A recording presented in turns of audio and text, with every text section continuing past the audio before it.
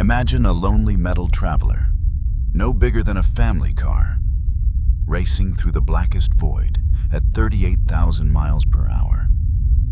There's no sunlight to warm it, no planets to photograph, just endless, freezing darkness in every direction. This isn't science fiction. This is Voyager 1 right now. After nearly 50 years of continuous flight, it is the single farthest object humanity has ever built, more than 15.8 billion miles from Earth. A radio message from NASA takes over 23 hours just to reach it, and another 23 hours for any whisper to come back. Today, Voyager 1 is slowly dying.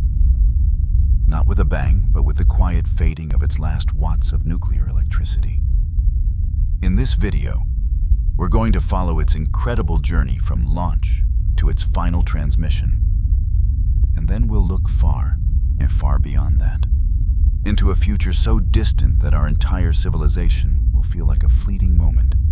Stick around until the end, because the real story isn't how Voyager dies. It's what it becomes long after we stop listening. Let's dive in. When Voyager 1 left Earth in 1977, it didn't rely on solar panels. At the distances it was heading, sunlight would become useless within just a few years. Instead, engineers equipped it with 3 radioisotope thermoelectric generators, RTGs, basically nuclear batteries that turn the natural heat of decaying plutonium-238 into electricity. At launch, those RTGs pumped out about 470 watts, enough to light a few bright bulbs or run a small laptop. That was Voyager's entire energy budget for computers, heaters, thrusters, and science instruments. Here's what makes this story so human and so heartbreaking. Plutonium-238 has a half-life of roughly 87.7 years. Every year, the fuel decays and power drops by about 4 watts. It doesn't sound dramatic at first, until you realize that after nearly 5 decades, a Voyager is now operating on a tiny fraction of its original juice. I often compare it to an old house with a failing generator during a long winter storm. You start by turning off the lights in empty rooms, then the heater in the hallway. Eventually, you're huddled in one corner with a single lamp, knowing the fuel is almost gone. That's exactly the situation NASA engineers face today. They've had to make painful, one-by-one decisions about what stays alive. Personally, I find this part profoundly moving. Voyager wasn't built to last forever. Its primary mission was only supposed to be 4 or 5 years. Yet here it is, still talking to us after half a century in the harshest environment imaginable. That resilience says something beautiful about human ingenuity. Back in 1977, Voyager carried 11 sophisticated science instruments: cameras, particle detectors, magnetometers, plasma sensors, everything needed to explore the outer planets. One by one, they've been powered down to save electricity. The cameras went silent in 1990 after capturing the iconic pale blue dot, that tiny speck of Earth suspended in a sunbeam. The software to operate those cameras was deliberately erased from memory. Even if we had the power to turn them back on today, we couldn't. The knowledge and hardware on the ground have moved on. By 2025, the cosmic ray subsystem was shut off. The low-energy charged particle instrument is next in line. Right now, only 2 science instruments remain active: the magnetometer and the plasma wave subsystem. Just 2 tiny voices in the cosmic wilderness. But the real vulnerability isn't even the science instruments, it's the heaters. Voyager uses hydrazine propellant for its thrusters to keep its high-gain antenna pointed precisely at Earth. If those fuel lines freeze because the heaters are turned off, the spacecraft will lose its ability to aim. Once the antenna drifts even a few degrees, the signal is gone forever. There is no repair crew. No second chance at 15.8 billion miles. I've spent time reading old NASA engineering memos, and the tone is always the same. Calm, professional, but quietly heartbroken. These people have been nursing this machine for decades, knowing every command might be one of the last. Let me tell you a quick story that makes this feel real. In 2017, Voyager 1 suddenly started sending back gibberish, corrupted data packets that made no sense. Engineers on Earth were terrified.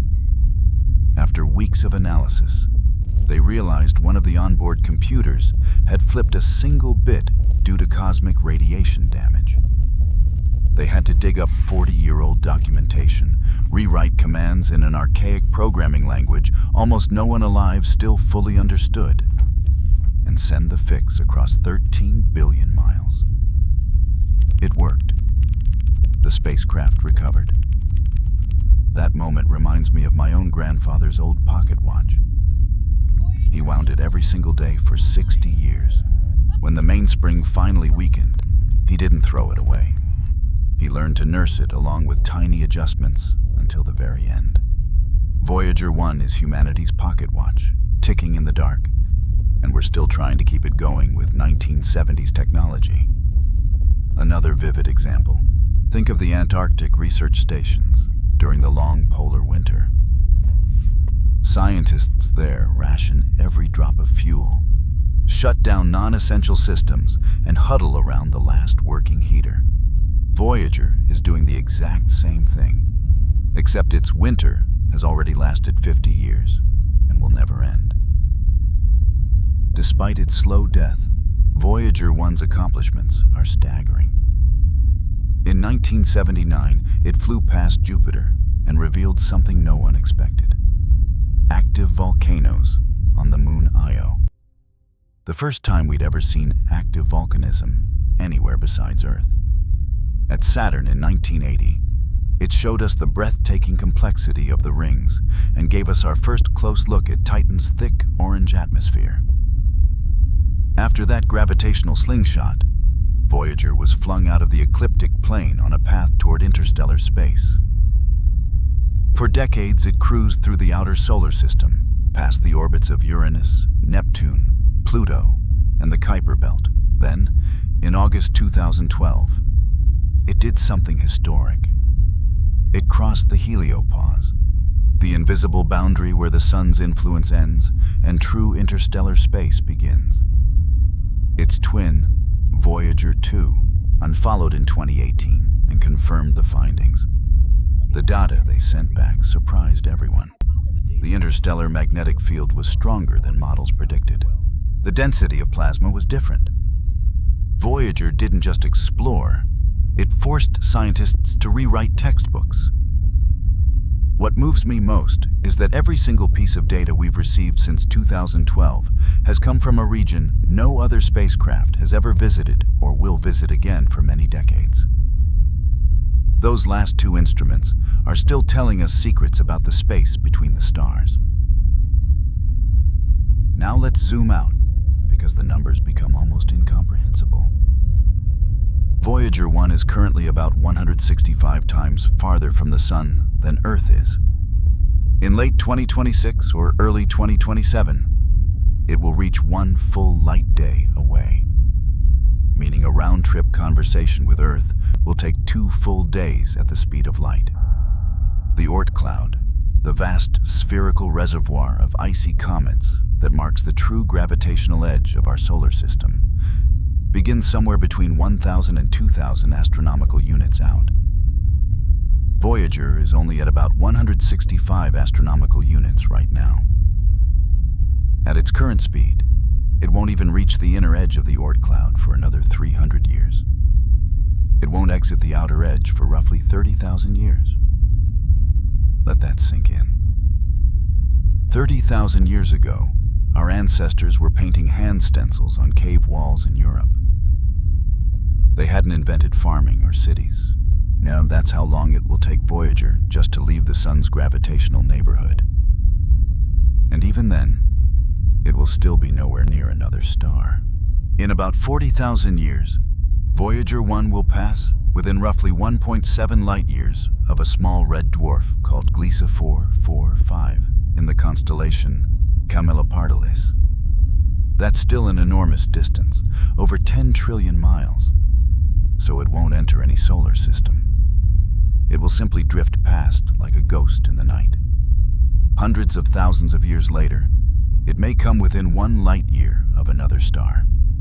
After that, predictions get fuzzy because stars and gas clouds gravitationally tug on its path in ways we can't perfectly forecast over millions of years.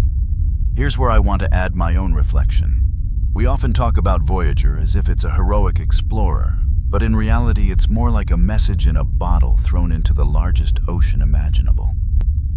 The bottle will keep floating long after every human who knew how to read the message is gone. I sometimes lie awake thinking about this. Our species has existed for only a few 100,000 years. Yet we've already sent something that could theoretically outlive the sun. That's both humbling and inspiring. It makes me wonder what else we could build if we dared to think on these timescales. Sometime in the 2030s, maybe stretching into the early 2040s if engineers are extremely lucky, Voyager's power will drop too low to run even its transmitter. The heaters will go off. The temperature inside will plunge toward just a few degrees above absolute zero. The spacecraft will go dark and silent. But here's the part that always gives me chills. It won't stop moving. In the near-perfect vacuum of interstellar space, there is almost no friction. Voyager 1 will continue racing along at 38,000 miles per hour for millions, then billions, then trillions of years. Scientists have estimated it could take something like 10 to the power of 20 years. That's 100 million trillion years before it statistically collides with anything. By then the sun will have burned out, the Milky Way will have merged with Andromeda, and most stars we see today will be long dead. Voyager will still be drifting, cold, silent, carrying its golden record. That golden record is one of the most poetic things we've ever done. It contains 115 images of Earth, greetings in 55 languages, 90 minutes of music from around the world, sounds of wind, rain, birds, a baby's cry, and even a mother's heartbeat. Carl Sagan and his team created it not because they seriously expected aliens to find it, the odds are astronomically small, but because they wanted to say, "We were here, we looked up. We sent a greeting instead of a weapon." In an age when we often focus on our divisions, Voyager reminds us of our shared curiosity and hope. So what's the real lesson from Voyager 1? It's this. The most meaningful things we create often outlast us by unimaginable margins, whether it's art, knowledge, or a small spacecraft. What we pour our best selves into can echo across time and space, long after we're gone. Voyager 1 taught us about the outer planets, about the edge of the sun's influence, and about the emptiness between stars. But perhaps its greatest gift is reminding us that exploration is an act of optimism, a declaration that the universe is worth knowing, even if we never see the final chapter. Thank you for watching. If this journey through space and time moved you, hit that like button, subscribe for more stories that make us feel small and magnificent at the same time, and let me know in the comments, what message would you put on a golden record? I'll see you in the next video. Keep looking up.